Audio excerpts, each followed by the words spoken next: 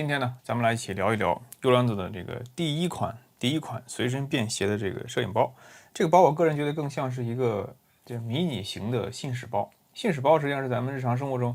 应该说非常常用的，使用频次也非常高的，因为它的大小、尺寸包括容量都是在一个非常好的甜蜜点上。Casual Photography Shoulder Bag， 日常的摄影的这个肩挎的背包。实际上这个翻译我个人觉得有点不是那么的精确啊，实际上就是叫 message bag、everyday message bag 或者叫 mini message bag 就可以了。好，咱们打开看看啊，它是这个包啊，当你刚拿到的时候，它是在一个防水的袋子里面装着的，是一个磨砂的质感。那么这个包也没有什么说明书的，所以咱们今天也没办法给大家去讲说明书。不过在背后的话呢，还是有一些这个使用指南。你比如说这里面有一个那个格挡，这个格挡呢非常像那个 Peak Design 那种设计，然后它同时是带这个 Velcro 就是这个魔术背贴，那么它可以把里面的空间进行比较合理的分区。那么在这个分区之后呢，你的空间的利用率就会变得更高。当然，这个空间利用率高，在单位的体积内装更多的东西，给你带来的一方面是容量的提升，另外一方面也势必会让你的这个背负的重量会增加。所以这一点大家需要两面的去看。一个三角形的倒三角的一个背包，这个确实就是一个信使包，是一个标准的信使包的外形。只不过这次它的这个摄影，它的面向的使用的场景呢，就是不光是摄影，实际上在日常通勤用这个包也是比较合适的。大家也知道，通勤的时候呢，对于这个环境的适应能力是非常重要的，所以这个包是整体呢是防水的，而且对于非常容易进水的拉链的部分呢都做了保护。这个拉链的保护主要体现在两方面，比如说第一个，对于外面的这个拉链，这是最容易被雨水侵蚀的，它用了一个这个盖板，就类似于给它穿了一个雨衣。首先，这个拉链本身是有一定防水能力的，再给它是盖在下面之后呢，整体就等于这个拉链是在正常背负的情况下，水是接触不到的。后背的拉链上，那么这些拉链统一都做了这个防水的处理。但是怎么体现到这个防水这个能力呢？就是这个拉链在拉合的时候，它的上面是有那么一层包覆的，这个包覆就是让这个水没有那么容易进入拉链，所以这是在拉链设计上的一个比较重要的细节。另外，这个包的这一侧呢，设置了一个手提的位置，可以手提，这个位置同样也可以放在你的行李箱的拉杆上，所以这个的宽度的设计还是有讲究的。那么在登机之前，把它挎在你的这个登机箱上，都是很合适的。这拉链也同样是做了这个防水的密闭的处理的。另外就是这个拉链，最上面这个拉链呢，可以通过双侧去拉，这一侧大家看可以拉开，然后在这一侧也可以拉开，所以这个操作体验呢，就是不分方向，你无论以任何的方式去背，总能够以你最合适的那个位置，顺手的就拉开你的背包去拿出里面的东西。所以这一点设计也是我个人觉得非常精彩的，这是我很喜欢的一个点。拉链本身呢，就是在不同的天气下，大家在拉开的时候，那个手感它的体验是不一样的。那么为了尽可能提高这个手感呢，它是用了一个，这是这个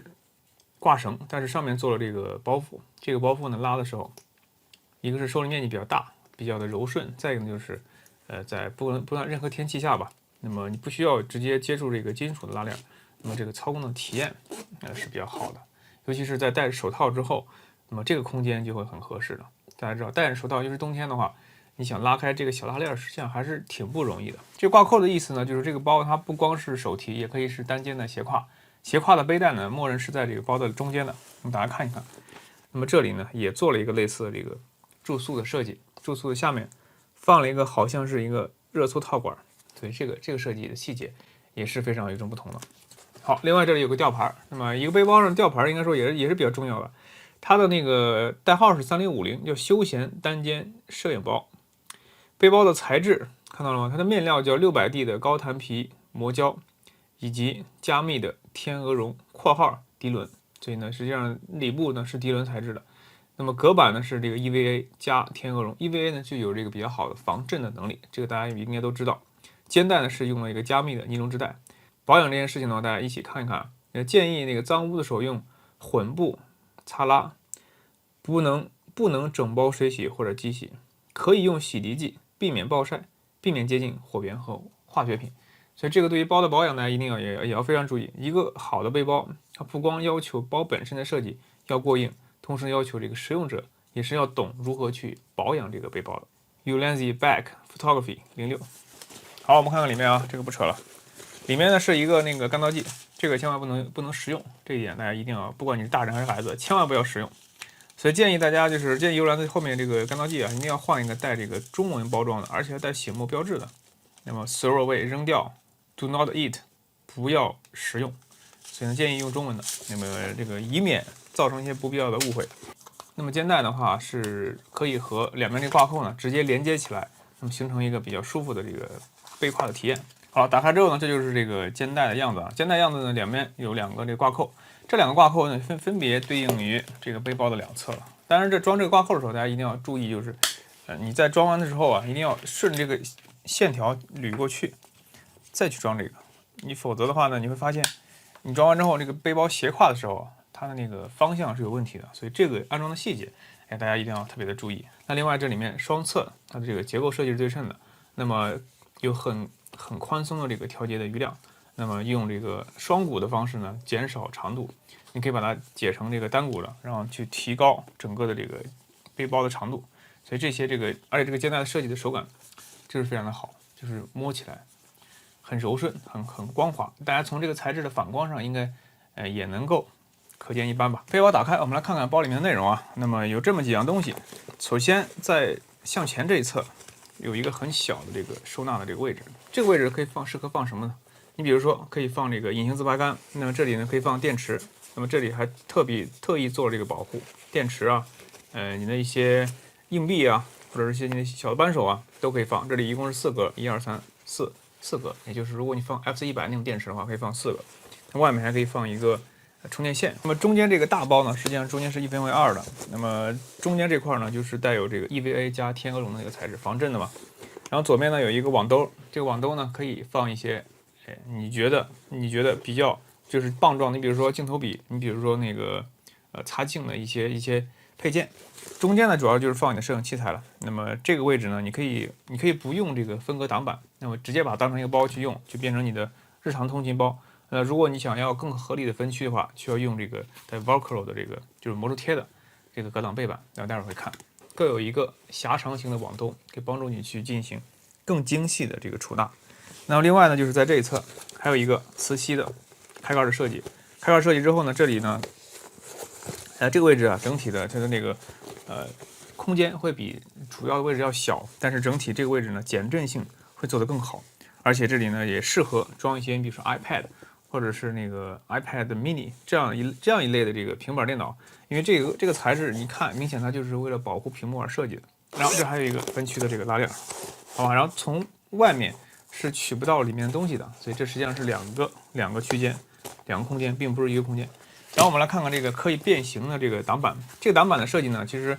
从某种程度上还是对于行业的一些前辈啊有所借鉴的。就是这里面最早提出这个分区收纳理念的，其实是这个 Peak Design。后面的话，蒲公英科技也做了一些跟进。那么现在实际上它已经成为了一个咱们业内应该说比较主流的一种分隔的方式了，因为它非常的灵活。那么它的这个使用的方式很简单，就是两侧的魔术贴。你看这样的话，我们用力一隔，因为整个包的收纳的这个宽度啊，大概是这么大，两侧的魔术贴呢和这个包的内衬连接，可以粘在上面。如果把它隔挡之后，实际上你的包的这个整个的空间就分成了3个区，这一侧一个区，上面一侧，上面一个区，下面一个区。那这一侧的话，那么这样的话呢，它的这个空间的划分又更加的这个精致，那么对于你的器材的储纳也会更加的合理。而且呢，这个隔板本身也是有减震的设计的，并且上面还有一些条纹，就是可以对你的器材还能起到一定的紧固作用。其实整体来说就是这样一个设计。你想啊，在一个立方体的空间之内做这么一个隔挡，那这样的话呢，就可以让你的这个空间利用率会更高。采用这样一个方式的话，如果你背这个相机或者镜头的话，那么就可以很好的去区分开，尤其是你需要携带1机2镜的那些使用场景的时候，那么你可以把重的东西往下放，轻的东西往上放，然后利用这个隔挡本身的这个强度来去把空间比较合理的给它区分开。那么我的日常的这个摄影创作目前是一个什么样的状态？给大家举一个简单的例子。外面这个包我装什么内容呢？外面这包我一般是尽量的少装东西，因为这个我还是更想就是外面的东西，外面那个包我的风格是尽量的少装东西。这里我装了2样东西，一个是那个咱们之前视频讲过那个 JJC 读卡器，高速读卡器。那么另外一个就是这个 Anacos 的这个地钉，它的地钉上面呢带这个1/4-3/8，咱们之前视频也给大家讲过这个非常好玩的配件。外面的东西呢，因为如果你装多的话呢，就会影响到你背包里面的实际的空间，而里面的空间实际上才是这个包的这个重头戏。所以呢，就是外面是大概这样的。这后面的话，我个人会装一些卡，比如说那个身份证啊、公交卡啊，类似于这样的东西放在这儿，因为这个位置比较贴身，相对来说呢也比较安全。好，这里呢就不给大家展示了啊。那中间这个是重头戏，跟大家一起解构一下我目前的一些拍摄的设备。你比如说上面这个小的兜子里面，我就放了这个Insta360的这个70厘米的自拍杆，非常的小，也很好收纳。那么根据我的测算，就是那个这个1.2米的自拍杆呢，就稍微有点极限，你只能放在外面，放在里面的话呢，就刚好装不下，差了2厘米，所以有点遗憾。然后这里面的话，如果你是一个 vlog 型的这个用户的话呢，一般你是补光灯是少不了的。补光灯我个人目前如果出门只能带一盏补光灯，那我会带这个 VL66这个灯啊，它可以调节俯仰，很方便，而且呢也很亮，而且双色温的，双色温。第二个就是带一个无线麦克风，无线麦克风呢，咱们频道给大家介绍很多了，这是索尼的那个WRBT。当然了，我现在正在录制的这个麦克风啊，因为正在录制嘛，所以没办法出镜了。然后再往下就是我的一些 vlog 器材了，这是一个 Insta360 One RS 的那个全景1英寸双1英寸的全景模块，这样一个配置，这个基本上是我出门现在是必带的，因为它的画质特别好，并且它的这个收音质量也出奇的优秀。再往下就是我的主力机 vlog 主力机，如果我出门的话呢，目前我其实更倾向于带 ZV-1。ZV-110的话呢，我更多的是放在那个家里面或者是一些固定机位去拍摄，而索尼的 ZV-1真的是这个 vlog 创作者一个福音，它的这个画质好，同时对焦又非常的强。另外就是这个包现在是买不到了 ，Urig 之前出过这个包，这个包当年很便宜，20多块钱一个，现在已经停产了。我特别希望这个包还可以再次的这个进行售卖，因为这个包是 ZV-1的最好的一个伴侣，这个保护起来非常的好，而且呢，ZV-1就算带上这个全包式兔笼之后呢，依然可以进行很好的防护。再往下就是这个东西了，这个是我目前必带的一个东西呢。这个是那个ZG Cine 出的这个正光的那个 PS-BX1， 它是这个 BX1 的这个电池的收纳储藏一体的一个设计，它本身还可以当充电宝，而且上面还可以带2张额外的 TF 卡。对，这个设计是非常好的，因为ZV-1 的续航不太好，那么需要我们有一个一站式的解决方案。我个人觉得目前做最好的，也几乎是唯一的解决方案吧，就是这个PS-BX1， 大家可以去我的频道里看一看，之前咱们给大家分析过的那个设计。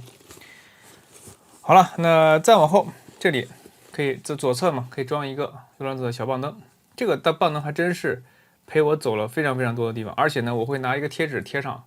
就是我常用的颜色，因为这个灯我买了很多，我一般是不太想去调颜色的，我就把每个灯调到对的颜色，然后直接贴一个贴纸。下次呢，我想用什么样颜色的灯，直接拿来就用了，就是这样一个设计。然后这还不算完，这侧呢是这个，这侧是这个什么？这个 PGI Tech 和蒲公英科技出的这个小的三脚架，这个脚架呢非常的好用，4段式的，那么整体呢比较长，然后呢也是通吃各种接口，就是1/4的 GoPro 呢都可以支持。还有一个迷你的能量棒，就是这个优良子 PG2，这个应该是有一个有年份、有历史的一个产品了。那么咱们频道也给大家详细介绍过，今天呢也不在这里赘述了，这是6800毫安时的。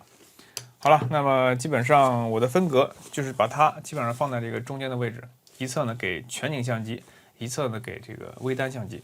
但如果你用全画幅相机的话呢，一机两镜也是可以放的，但是放完之后呢，再放一些其他的配件，应该说就比较有限了。所以从这个包的这个设计上啊，我个人其实更建议把它当成一个轻量级的一个日常摄影背包去使用，因为它的容量它并不是主打容量了，它主打的实际上还是一个多场景，就是你的通勤也可以用。你的日常的拍摄也可以用，你的生活中的每时每刻，你都可以把它当成你的一个贴身的很好的这个携画包，那么帮助你去